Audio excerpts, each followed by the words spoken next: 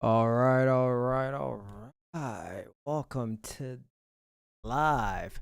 I just realized the countdown music definitely not on. The countdown was not on.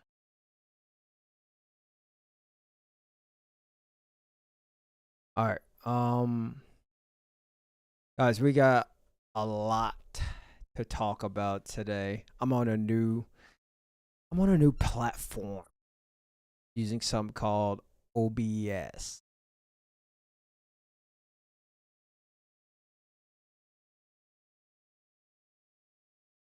Using All right, let's see. Give me 1 second while I figure out this noise. Hearing a lot of noise right now. Hold on. Okay. That. Mixer. Where is the mixer? Oh, there it is. All right. Monitor off. Okay, so. All right, so I got this thing dialed in. Welcome to the live. Welcome to the chat. We got a lot to go over. I guess I really gonna play some music. All right, let's get some live music from. You guys already know where we're about to go. Oh, edify music. All right, we're gonna go to edifymusic.com. All right, then go here. Browser.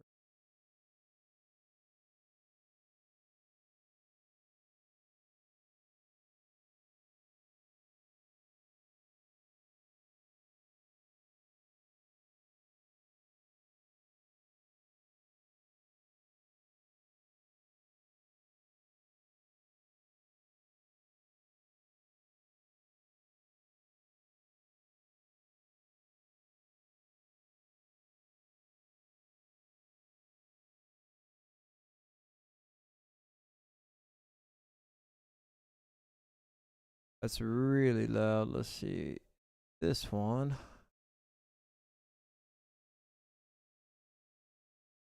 All right, there it is.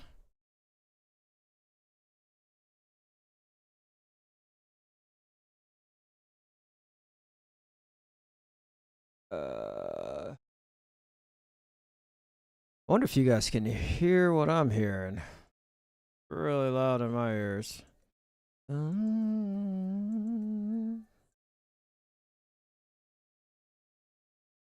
All right, guys, welcome to the chat.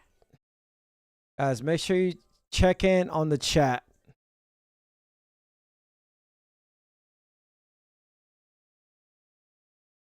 Can you guys hear the? Can you hear that? I don't know if I think I'm the only one that's hearing that.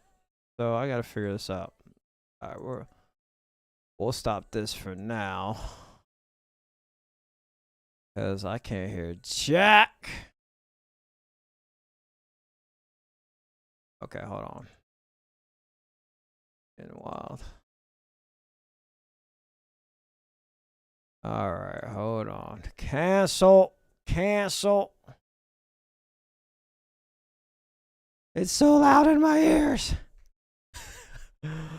Oh my. All right, guys, having lots and lots of technical interesting moments right now. All right, but we got a lot to talk. We got a lot to talk about. We got a lot to cover on today's live.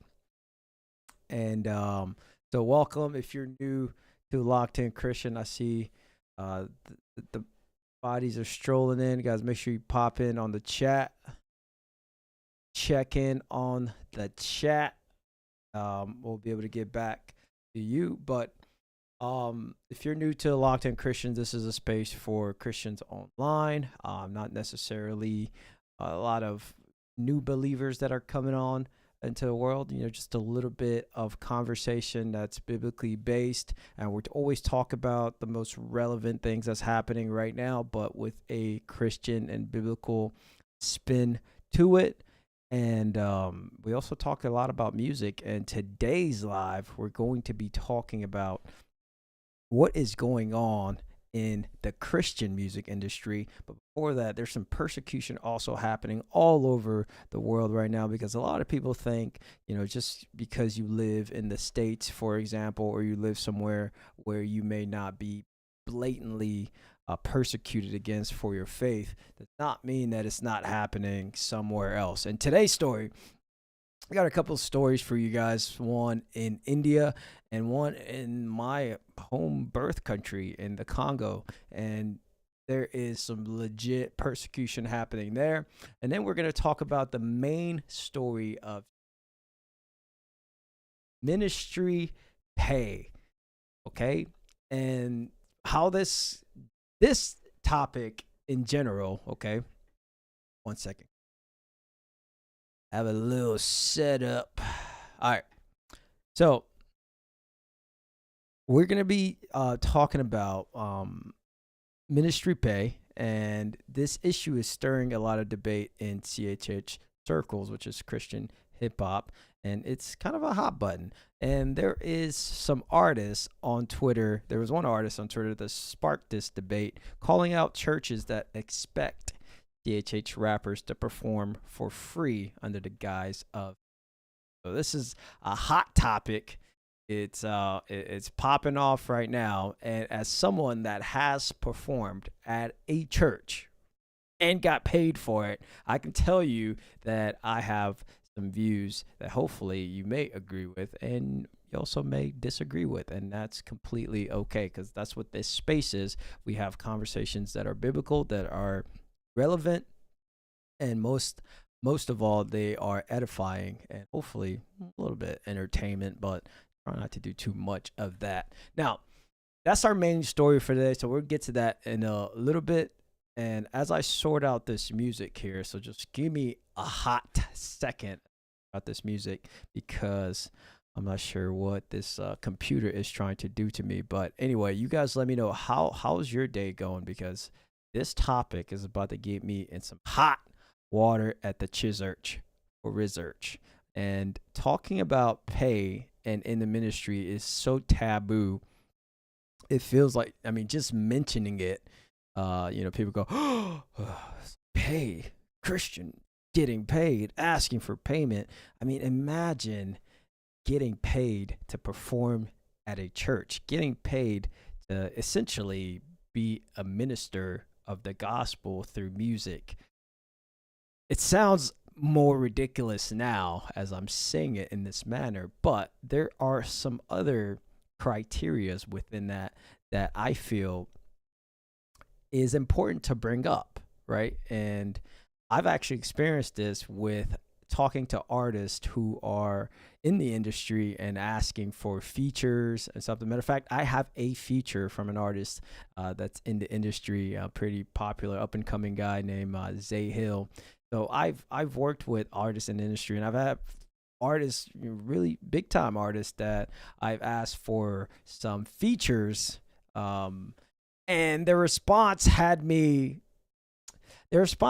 kind of at the time where I was spiritually and where I feel like my music ministry was at that time, I was a little taken back by the response of this rapper. I'm not going to mention his name or their name because I don't think that part is important. But the reply that I got for requesting a feature or working on a project together was a little bit interesting. So it's a hot topic to get paid working in the ministry, right? It's a interesting dynamic. How do you juggle ministry work and also being paid for it? But we're gonna get to that in a second. So I want you guys to buckle up because as I venture down this road that hopefully I'm not gonna get pulled aside by my pastor later, like,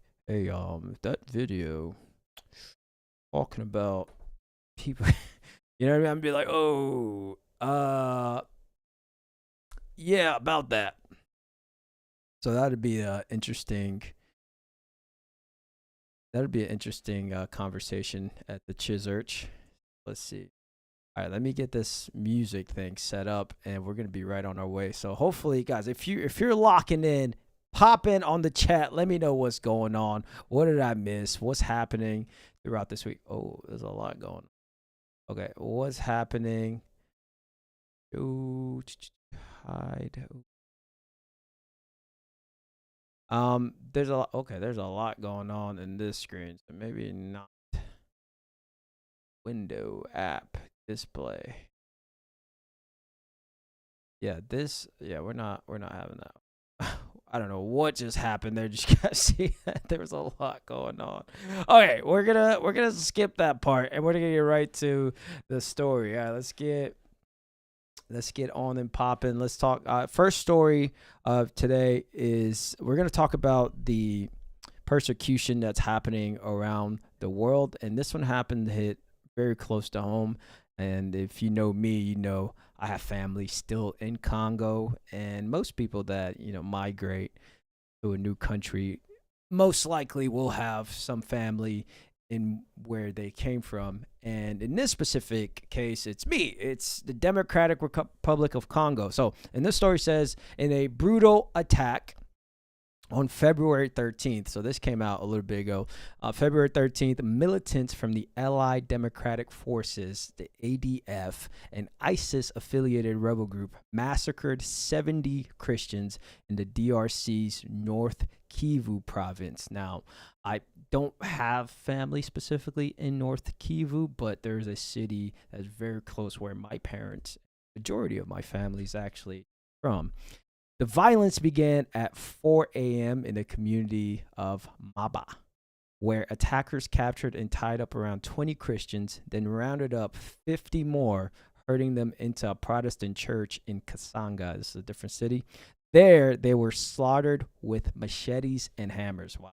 That got graphic really quickly, so I apologize if you are someone sensitive to the graphic nature of this news. But I think it's important for us Christians, not just in this online community that we're sharing, to know what is going on outside of our world. Because remember, we're meant to bear each other's burdens. We're meant to pray for each other. We're meant to support and be the church outside of the church. I mean, you affect your closest community first, and then you also pray for those that are outside of your community. And the Bible specifically asks us to pray for our leaders, pray for whoever is in charge, right? Your president, whatever, your minister, prime minister. You are supposed to pray for that as a Christian. And I think it's very important. It's something that we miss. Like, I don't do it all the time, but when I'm conscious about it, I do pray. And I think it's interesting that the Bible asks us to pray for people in power. Real interesting. But anywho, so you have 70 Christians in the Democratic Republic of Congo that were isolated and targeted because of their faith. And this group that attacked them in the Congo is a Islamic part of the Islamic affiliated rebel group that has been infiltrating the Congo for a while, and this happened around February. And I think it's interesting that as we sit on one side of the world, and you may have just had dinner. I mean, it's like 8:45. You may have just had dinner with your friends, family, whatever. Now you're moving on to your Friday night activity. In the complete opposite side of the world, well, not complete opposite, but in a different part of the world, somebody could be getting literally massacred for their faith at the same exact time as you're having a lovely dinner on a Friday night with your friends. And it's an interesting way to view the world, but I don't think it's something that we should be outside of as Christians. I think it's important that we are locked in and we can pray for these families, because that's 70 families that are now without somebody at which I'm going to assume is a very young age. We don't know the exact age of those that were murdered, but the Bible tells us in Revelation 6 9 to 10, when he opened the fifth seal, I saw under the altar the souls of those who had been slain because of the word of God and the testimony they had maintained. They called out, "How long, sovereign Lord, holy and true, until you judge the inhabitants of the earth and avenge our blood?" So the Bible tells us that the slain because of the word of God, right? They come back in Revelation, right? They are not gone. So that's one of those encouraging verses that when you see tragedies like this in the news, that you can just keep in mind, because we know ultimately that the slain for the persecution, it's almost like a ginormous reward on the other side of death. And another passage that's interesting is the Exodus 20:13. You shall not murder. That's very straightforward in one of the Ten Commandments.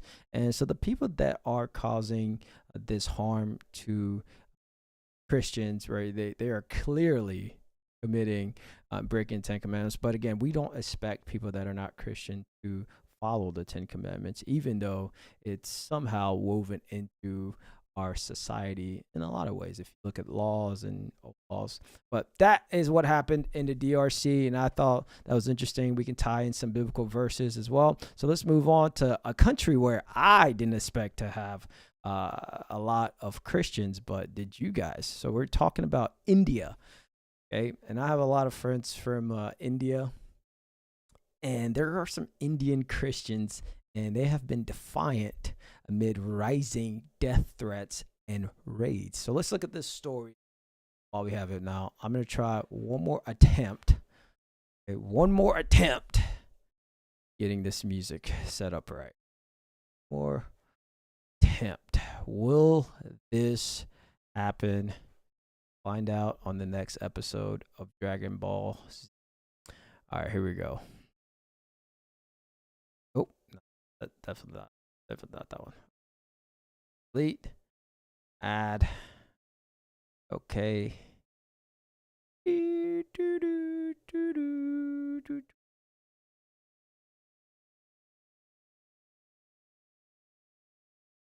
All right, here we go. I'm getting there. I can feel myself getting pretty close to conquering this new device that I'm working with, because it's been winning. I'm not gonna lie. It's been on absolute mic no. Okay, here we go. Come on, Mac audio. Good. This is good. We're getting close. Oh, all right. We're in business. I see something. Something is happening. All right, here we go. I think we finally got that up. Yeah. All right. Story. Listen. I wonder how they're doing in Matadi. I wonder if they're wondering about me. Make sure you don't forget where you come from. All right, here we go.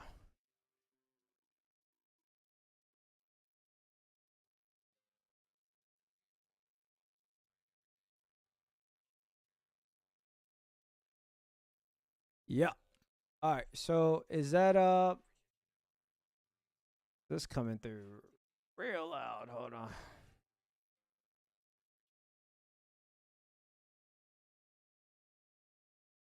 All right, hold on. I gotta check this.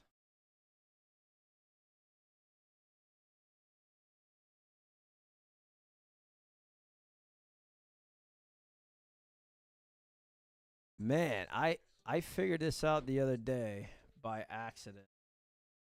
This is one of those things when you don't learn the system you are using before you use it, you end up where I am right now. System is winning, and it's just a pure massive L. All right, here we go. Oh, oh, oh, oh. Oh, I think we got something. I think we got something. Monitor only. Output. Okay, here we go. Let's try this. Yeah. Is that you guys hear that?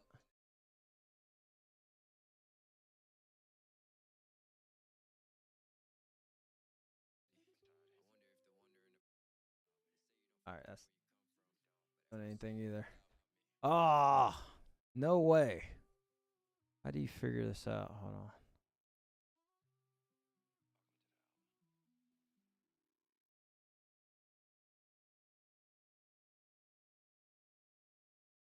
All right, let me try one more thing.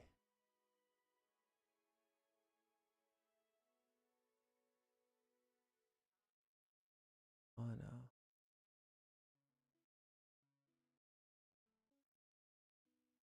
Do monitor output.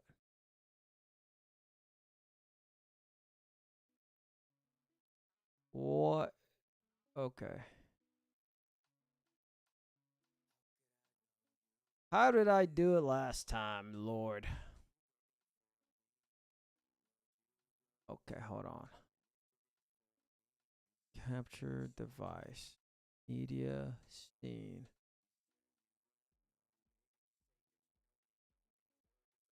Back audio capture. Let's sync control me.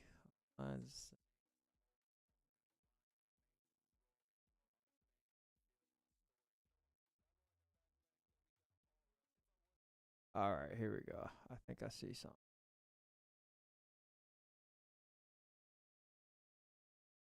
All right, interact.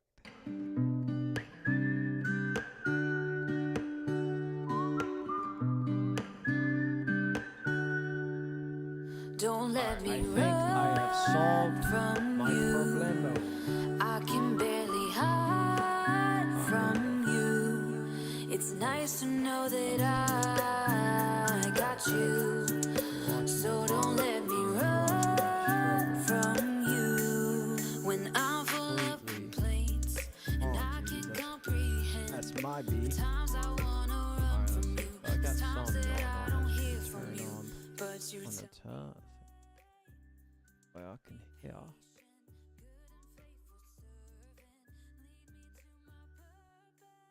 All right.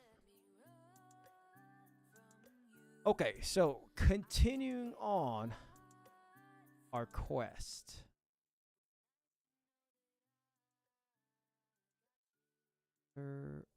Off. Okay. All right, so continuing on our adventure into the land of what is going on in the news today. All right, here we go. Let's go.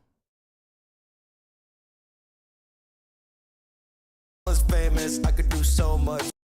That's what I used to say, now I'm a grown up. That's what I used to play a persona. Smells like kingdom, I like the aroma. Why you running from the word? Why you acting like Jonah? Well, that is absurd, I don't see a big fish. And I can concur, angels don't visit. I'm that Christian you heard about. I'm just trying to spread the word of mouth. I'm just trying to get old when my lamp is out. I be trying to get swole, I don't play around. When it start to get cold, I be in the south. Why they gotta treat the church like an in and out? Now you trying to get orders in God's house. Cause you gotta feel important in God's house. How you guys feel about that banger? All right, I think I have solved my problem. All right, let's turn you down. All right, so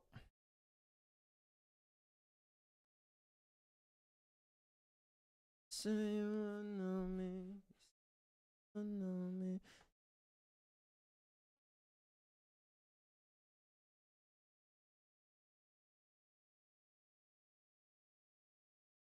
All right.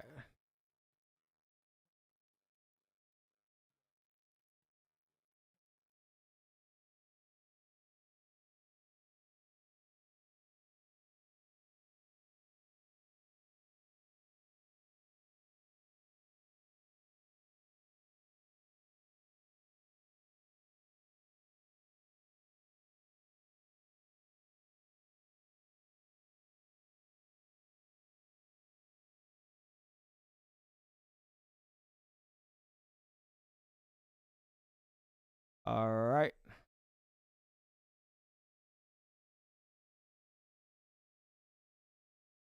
All right.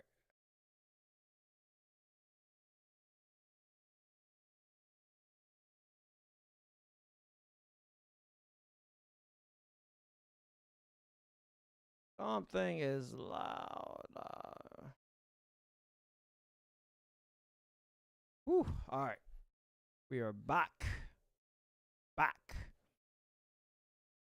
All right. Sorry about that technical difficulties, guys. It's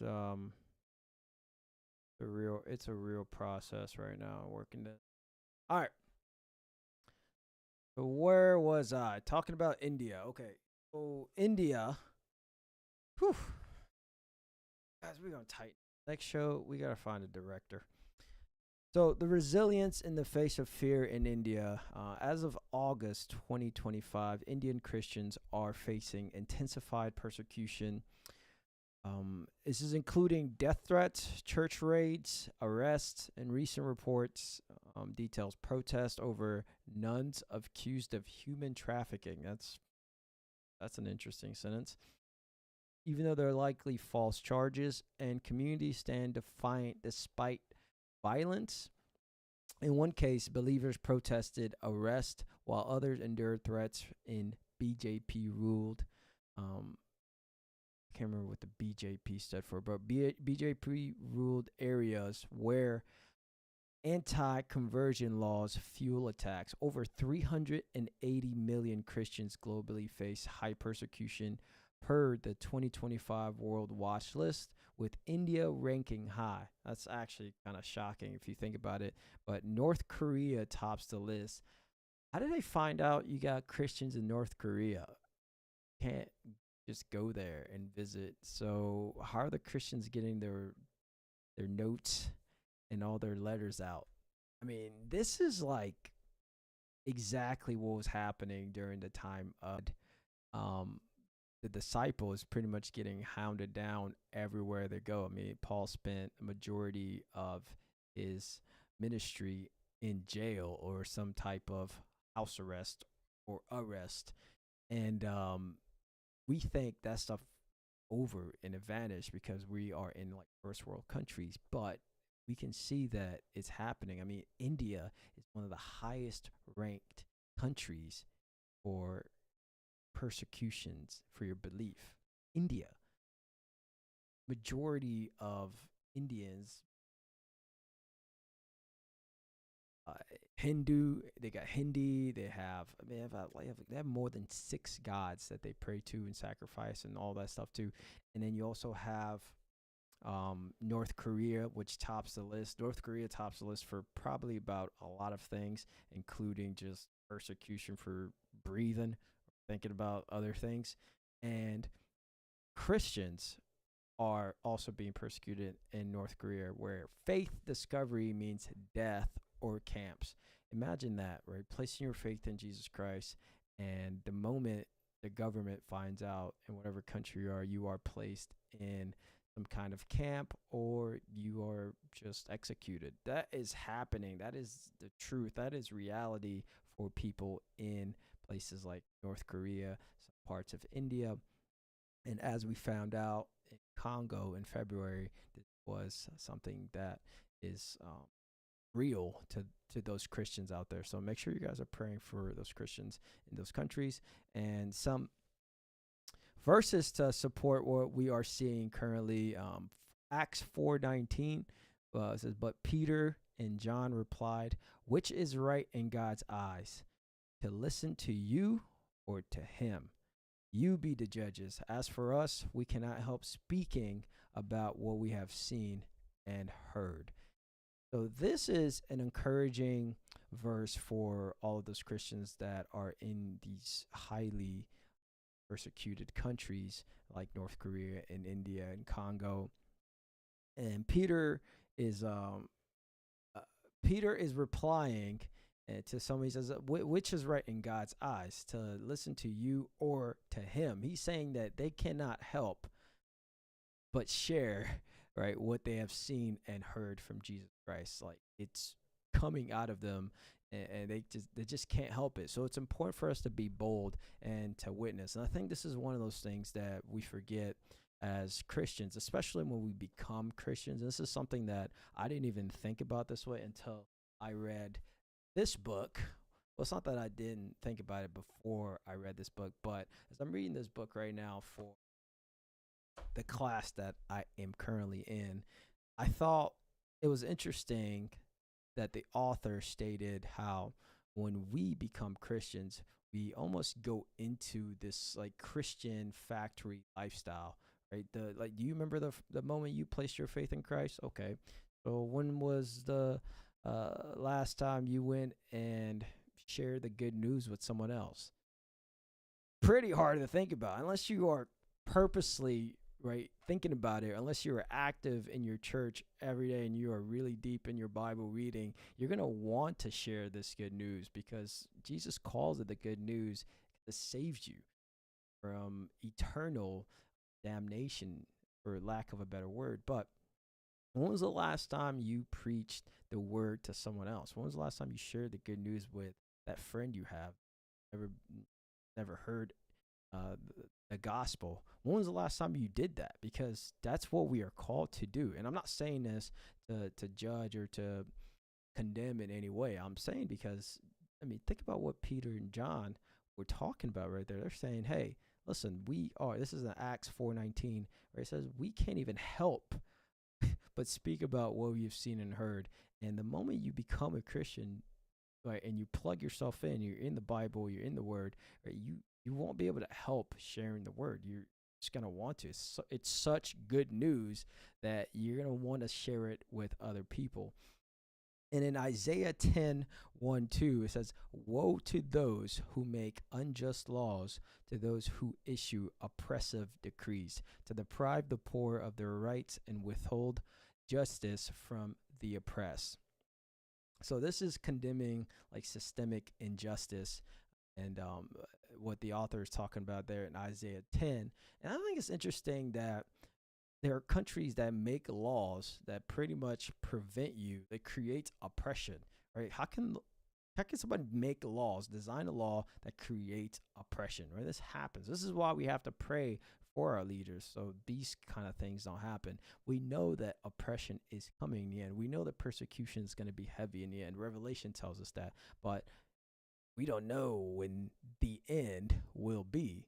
So if Jesus tells us to pray, that means we have an active role in kind of delaying these things. We have an active role in, praying and trusting that God would, move some of these blocks out of the way so we can go and convert and reach more people about the gospel. So these stories remind us that faith isn't easy, but it's worth it. So guys, make sure you subscribe if you like the research that we have done. So guys, let's get to our main topic for today. And this is really one of my passions. If you know me, you know I'm deeply entrenched in the music world. I've been making music since probably high school, 9th grade, 10th grade, and been producing, creating beats, recording. Not that it was the highest quality of anything, but this is back before, you have access to a lot of quality materials at your house. This is when the recording was happening in my mom's closet, which I somehow convinced some friends to come and sing and rap inside that closet, and we all came out. Make the joke how you want, but guys, the focus here is not just on the music, but it's on the payment sides of the music, of the industry, of not just Christian hip hop, but ministry in general. So I did a lot of research on this, so I have a couple of articles that we need to look at because these are somebody is writing about some writing about this topic specifically. But I think first things first, we need to look at how much money does the music industry, and I'm going to narrow it down so we don't talk about the whole music industry, but I want to talk about hip hop in general because this transitions directly into Christian hip hop, which is something that I'm a huge fan of. But hip hop in general as industry. So let's look at this article. So hip hop in general, guys, contributes over $15 billion to the U.S. economy every year. 15 billion with a B. This says here every year through merch and music sales as well as concert revenue. And then some artists like these Drake, Nicki Minaj, Kanye have raked in big bucks. And Jay-Z's net worth soared over 2.5 billion. That's billion with a B. That's from rapping. Now, if you ever heard of the rapper Jay-Z, for example, in his story, he actually started out as a drug dealer. He was selling drugs on the block, but he happened to be really talented at rapping. So he decided to give up the drug sales and he's going to go into the hip hop industry. And now he's worth $2.5 billion from rapping and other resources and other things, that ventures that he's been a part of. This is according to Forbes, and this does make him the wealthiest rapper on the planet. Not to mention he's also married to one of the wealthiest female artists on the planet Earth, who needs no introduction. So there's no question that hip hop makes an impact and makes a lot of money, but few artists are actually able to create generational wealth from it. Now, a lot of artists, end up getting entrenched into some kind of beef or some kind of drama where it becomes dangerous, where they either end up committing a crime that gets them locked up for however many years and they never come out again, or it ends in some tragic, fatal shooting. Okay, this is what happens to a lot of young hip hop artists. I mean, if you think back to right before pandemic, all of those rappers that were, a lot of them also overdosed on drugs and essential and things like that, etc. But to create, none of them so far, right? Not a lot of them have been able to create generational wealth, right? Not all rappers can turn a rapping career into $2.5 billion in net worth. It's not very common. So, for the average artist, this article says, modern streaming breakdowns and overreaching contracts leave them struggling to find financial security. There are different avenues for getting paid. This is a quote. But if you have to understand what you're doing, it says, but you have to understand what you're doing and what you want out of it. And he has been producing since 2012, working with some popular artists. And he says it currently serves as an executive producer for a famous rapper named 2 Chainz. With these companies controlling the platforms that you stream music on, they control the money. Now, this is kind of obvious. It's not a surprise. A lot of people think about the music artists, and you look at the artists in a music video, and they're dressed in glamour style makeup. Or if you're looking at a rap video, you see they have piles of money and they're holding it like a cell phone. You guys ever seen rappers hold money like a cell phone? That's always my favorite part of music video. What's going on there? It's like Benjamin Franklin calling. It's quite interesting that when rappers do that, they have money all over the place. So we have this perception that these rappers are filthy rich, right? We see them on the videos. They're like, they're making a lot of money, but really they're not. They're not making as much as whatever that is. What that money they're holding could just be an advance for a 5-album contract through 10 years. So imagine getting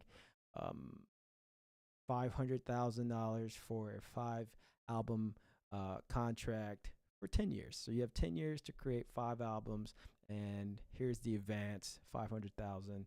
Not really that much if you think about it in a span of 10 years, right? It's not that much money, but have $500,000 and you get it in cash, you're gonna have piles of money, and you can shoot all types of videos with it. You can have it all in your house. Doesn't matter. It's still $500,000. It's really not that much, especially in today's inflated economy. So, what does this have to do with Christian rappers? How do we translate this? Because the rap industry, especially Christian rap, started from regular rap. It's derivative of hip hop. It's Christian hip hop, CHH, and it's growing like hot. Let me get you guys just just some quick stats, okay? On some top so there's Christian podcasts now. There's Christian hip hop podcasts. I used to actually be an intern at Holy Culture. There are some radios. There's King Legend Talk. There's a lot of stuff going on in God Chasers podcast. I mean, look at this.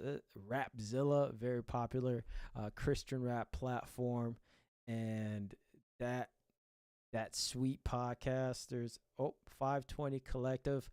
I've been on that podcast. I'm on that podcast quite often, actually. So it's very interesting, but it's known as a big Christian hip hop podcast. But there's a lot going on in the hip hop industry, and it's growing, more artists.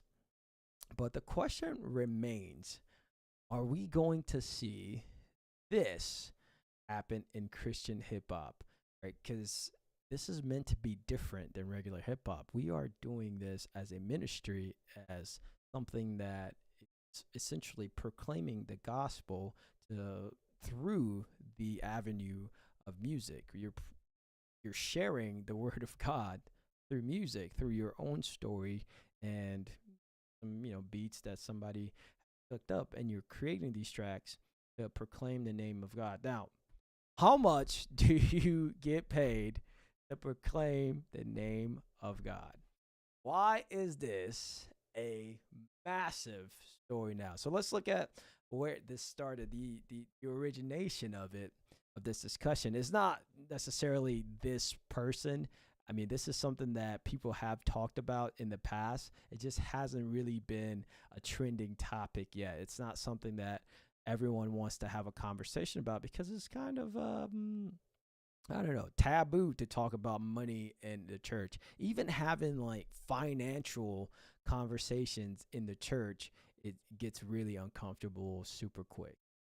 And I just gotta tell this little story because I this new class that I'm in, they talk about how the church sometimes monitors your tithing, right? Because then they know, hey, listen, is this person plugged into the church or not? Are you tithing? And if you're not tithing, can they come up to you? It's like, hey, man, you're not tithing. No, they can't just say that to you because, I don't know, just what if you're doing your best, right? So it's just interesting that churches can do that, monitor whether you're tithing or not.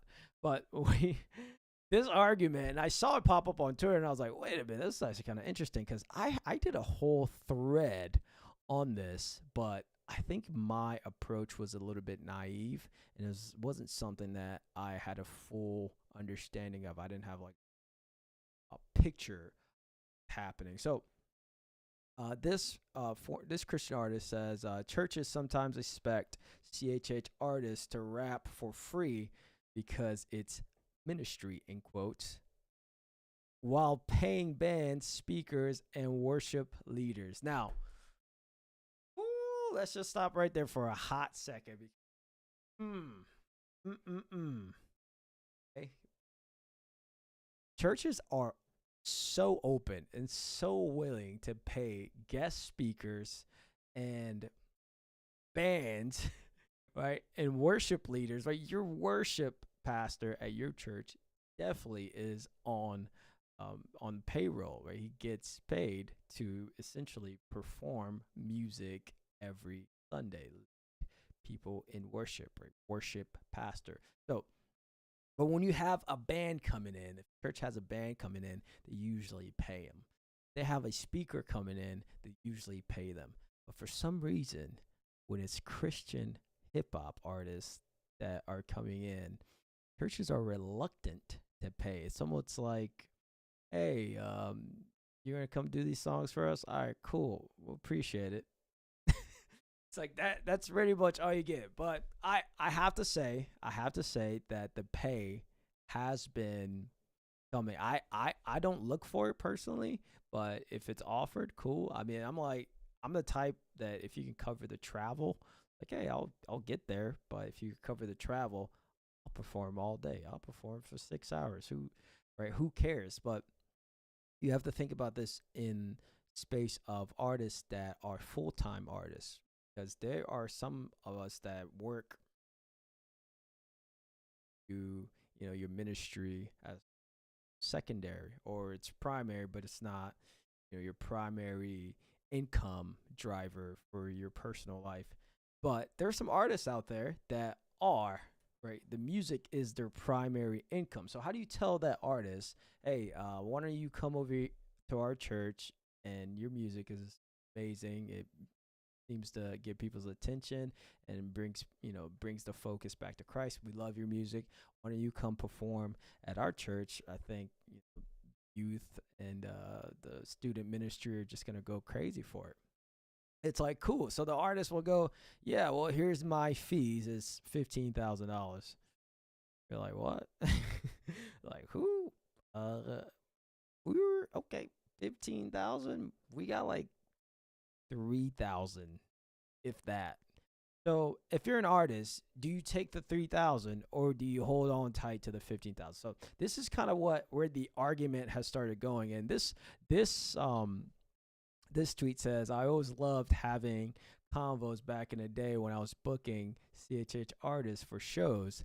I would be like, well, pastor, you take a salary from the church, right? Why don't you do it as a ministry? That's actually kind of funny. And I don't think your pastors would preach for free, not in this inflated economy. And you have somebody calling her toxic, fair. And this is actually big shout out to Big Swiss. Big Swiss is part of the 520 Collective podcast, very popular Christian hip hop podcast. And big homie, he says, yeah, also, some of these artists are charging 10K plus and have a laundry list of requests. So let's just tackle that first one there, because that is very true. Some artists will not only charge 10K, but they also want Skittles, only the red and yellow Skittles inside the bag. Please separate out all the other colors. I don't know if it gets that ridiculous, but I know there are some secular artists that have those kind of requests. But the fact that it's transitioning and leaking into the Christian music industry, it's like, wow, you guys are what? you got a what? That I need the temperature to be 67 degrees inside the waiting room.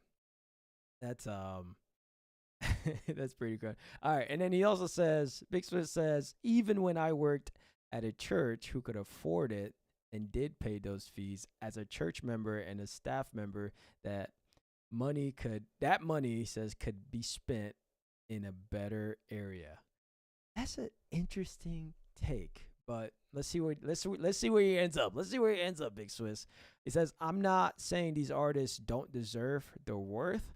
I'm saying it doesn't mesh well with stewarding the tithe dollars. This goes for guest speakers as well. So he's covering it. He's saying a blanket statement in general, tithing and all the dollars that they connect shouldn't really go to, artists performing or as well as guest speakers, or at least not that much of it. And I kind of see the point that he's trying to make here, because it's either all of it needs to be reduced, all of it needs to be restructured in some way that makes sense, in some way that is glorifying the Lord and not really turning it into a cash cow, for example. But in other ways, he's also, I can also see it from the artist side that's demanding 10K and 15K. It's like, man, I have 3 shows. I have to get at least 5 shows of 10K or 15K this year, so I can put food on the table, feed my family, etc. Like those, I completely understand that. And here's my take on it. And actually, before I do my take, let's look at one more artist. It says crazy Like artists are traveling, may have family and a band. Like how you want them to do that for free? That is actually a good point, and that's the point that I wanted to kind of close with a little bit, because if you think about what it takes to put on a show, and this is also a whole nother argument. This is gonna be another video, another live we're gonna do, but we're gonna have a guest for it. But if you have an like if you're putting together a show and you have all these lights, like you have a big setup, okay, you have lights, mics, all types of crazy stuff on the stage, and you have guest rappers, you have a DJ, right? You're getting all these people, you're plucking them out of their environment, putting them in somewhere else.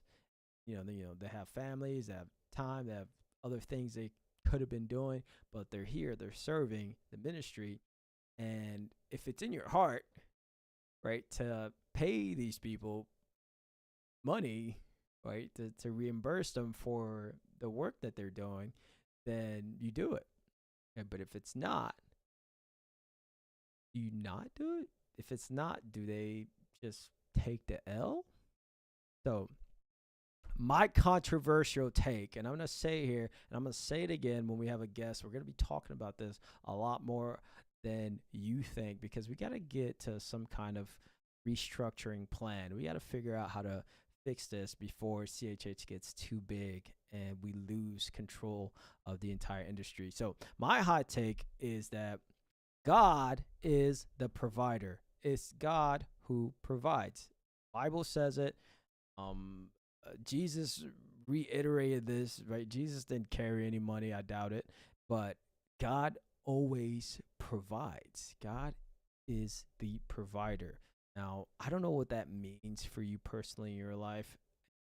I don't know what that would mean if I did full-time music ministry. Like if it was everyday job that I, doing music, recording, doing videos, doing shows, performing. If I did it every day and I had the mentality of God being my provider,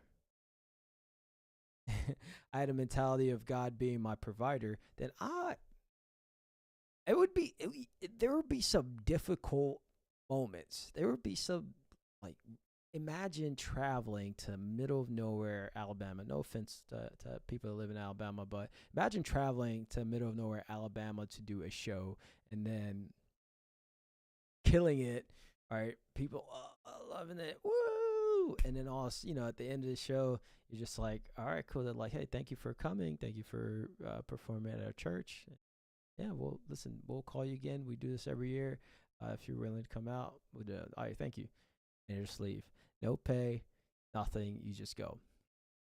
So as an artist, and you just put in all that work, you traveled, you put your blood, sweat, and tears into the show. The show went magnificent, but you did not get rewarded for it. Right? Let's add a couple of criteria. Let's add a couple of things. Say someone or two or more people ended up placing their faith in Christ that weekend that you did those two shows at that church in the middle of nowhere. Somebody placed their faith, but at the end of your show, where you leave, you're done, you don't get paid for it. They say thank you, and wow, look at the blessings that God has done, and people have placed their faith in God. So what would you do now? You'd be like, if you didn't get paid for that, what is your response now? Are you gonna look at God and go, God, how you not gonna pay me for this, right? God, how am I gonna do this show and not get paid? Or are you gonna go, wow, thank you, God, for saving those 3 people? Like, you spoke and they listened and they changed your life today. Like, that's 3 more people that are now entering the kingdom, and you used me as an artist, as a vessel to proclaim your word. So which one of those responses are we supposed to obey? Are we supposed to lean into? Because the human side of you would want to get paid and reimbursed for your fair share of what you've done in the ministry, and then but your spiritual side of you is gonna go, wow, that was enough payment, right? The payment was somebody's life is now going to be different eternally, and I had a chance to be a part of it. That's amazing. So I think I would rather option 2 all day.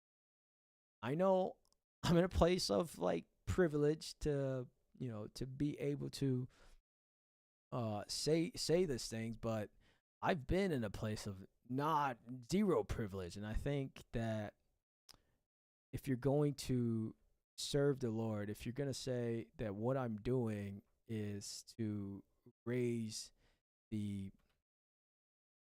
if you're going to say what I'm doing is to solely proclaim the name of the Lord and to let others know of the gospel that Jesus Christ died for your sins, crucified on a cross, rose again on the third day, was resurrected to give us the opportunity to live, to live according to God's design, then your reward is if that happens, or if you get to share that message. The rewards are in heaven. The rewards are heavenly.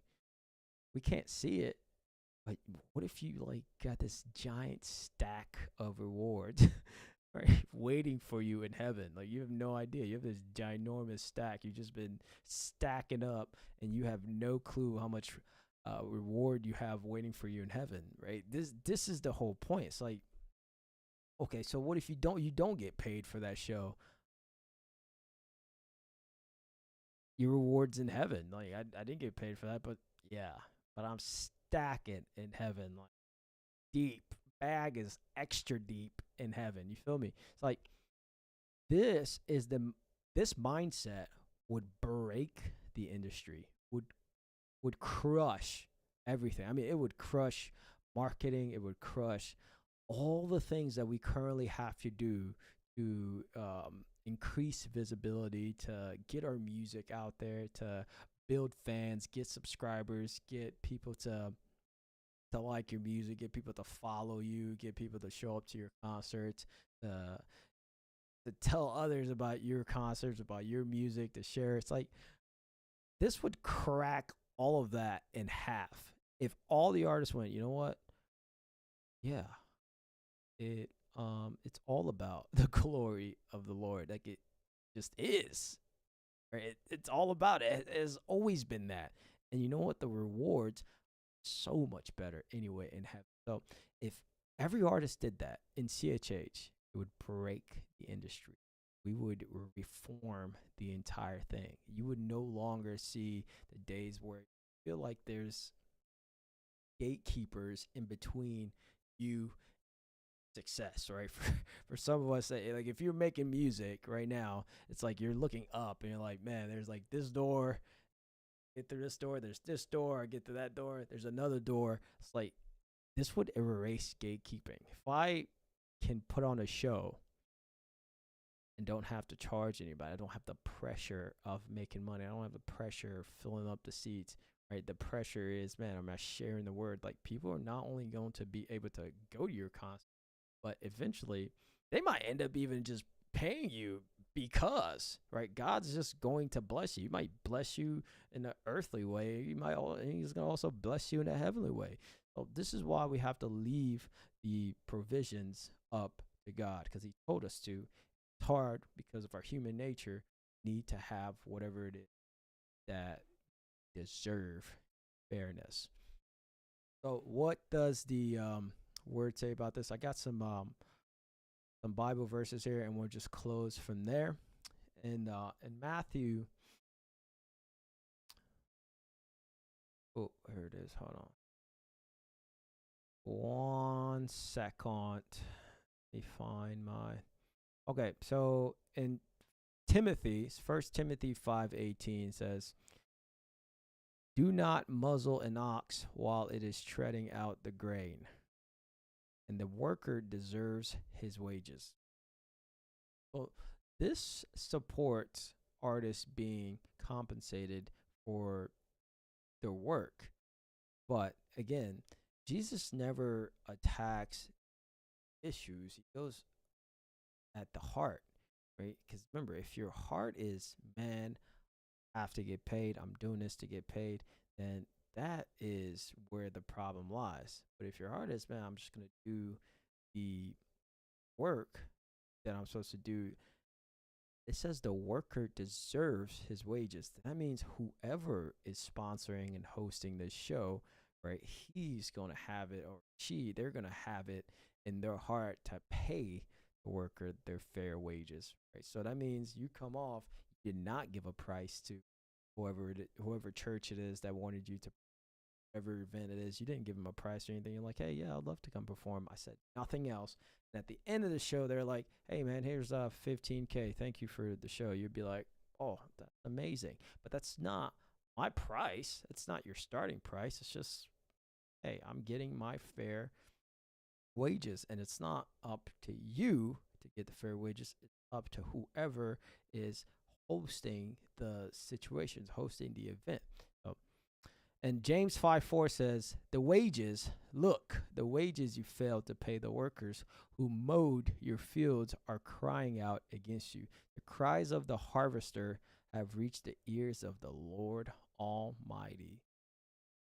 So this is for those who will withhold pay. Because remember, the action is always in the heart, and it's not in the situation. It's always the heart. So if a church is inviting you to come perform, and whoever put that show together doesn't have some like burning feeling in his heart, going, man, I need to pay this person, and yeah, that person is taking advantage. But again, Jesus says that will happen to us.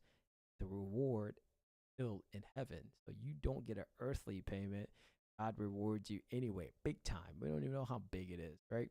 So I think being open to both these situations will be crucial for the Christian hip hop industry. But again, CHH is thriving, and let's support our artists, right? And that's the pulse on CHH today. Faith, fire, and forward momentum. If this sparked something, share with your friend or tune in next time. More of Locked In Christian, where we talk about the real. Whew. Guys, listen, I'm gonna solve the background music issue. I need to tighten this up. This is called OBS, and I'm learning it. And there's so many buttons, and it's just a lot going on. But thank you guys for tuning in, all three of you. But again, to stick to my standards, to stick to exactly what I was just harping on, the show could have a bajillion followers, right? There's a billions of people on YouTube, or it could also have 5. I think we have like 200 or something like that. But we started with 0, right? So it's just growing, but on its own thing. Whether it's 5,000 or 5, we're still gonna have the show every Friday, 8:30, locked in right here. Tune in and make sure you guys check out some of the music that we got going on. EdifyMusic.com. Album Matadi out. Got country gospel out there. You like country gospels out there. A song called Better Than Right Now. There's a video of it on YouTube. Matter of fact, check the channel for the video. It's called Better Than Right Now. Country gospel, new genre. CHH is just wild that we got country gospel popping off. Listen, I'm Frenchy Riff.